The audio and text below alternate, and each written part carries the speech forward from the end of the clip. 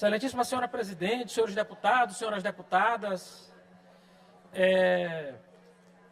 eu subo essa tribuna, senhora presidente, para poder falar um pouco e tentar ilustrar algumas palavras já ditas ontem pelo deputado Zé Inácio, nessa tribuna aqui no dia de ontem, que é exatamente o projeto de lei que busca a regulamentação das atividades da Uber no país.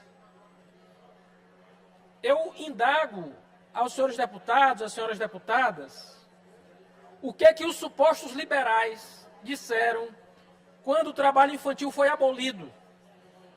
Nós vamos quebrar as fábricas.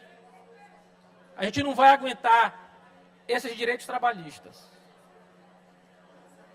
Quando o empresariado passou a ser responsável pela integridade física dos trabalhadores, que passavam 12, 14, 16 horas em fábricas. As fábricas vão quebrar, a gente não tem condição de aguentar. A gente não pode regular isso. O que disseram os supostos liberais quando a carga horária caiu para 8 horas por dia? A regulamentação é a pior coisa. O trabalhador tem que ser livre para dispor do tempo que for necessário para ele poder trabalhar. Se a gente fizer um trabalho histórico, quando as férias e o 13º foram criados, o jornal O Globo, do século XX, aqui no país, falava sobre o 13º. 13º é criado e o empresariado não vai aguentar. Eu falo desses eventos históricos apenas tão somente para reforçar o ponto de que sempre vai haver quem reclame da regulação do trabalho. E, a despeito dos sindicatos não terem mais o mesmo papel histórico que tiveram no século XIX e no século XX, são ainda importantíssimos para a regulação e para a disputa de espaço de poder na relação entre trabalhadores e patrões. Sabe onde houve a regulação do trabalho da Uber e ninguém fala nada? Nos Estados Unidos da América. É engraçado ser liberal olhando apenas para o que acontece no Brasil sem falar nada sobre esse suposto paraíso que é os Estados Unidos da América.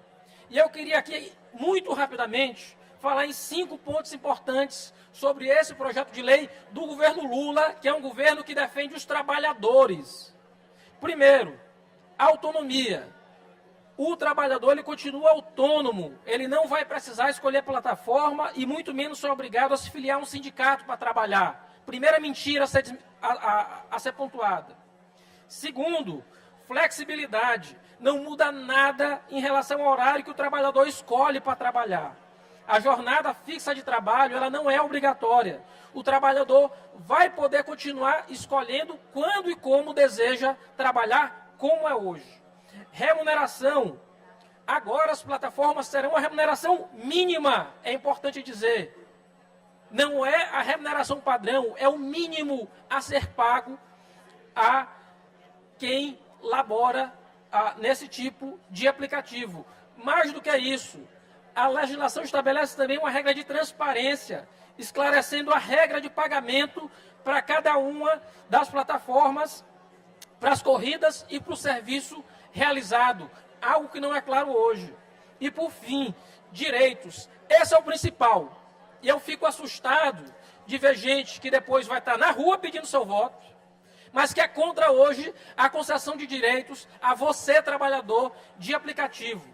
Os trabalhadores ganham direito agora à previdência. Pagar previdência, pagar INSS, ter direito previdenciário em caso de um acidente. Hoje, quando um trabalhador de aplicativo eventualmente se machuca no trabalho, ele fica sem nenhum tipo de renda. E vai ser possível hoje a Previdência também permitir que esses trabalhadores tenham mais uma proteção.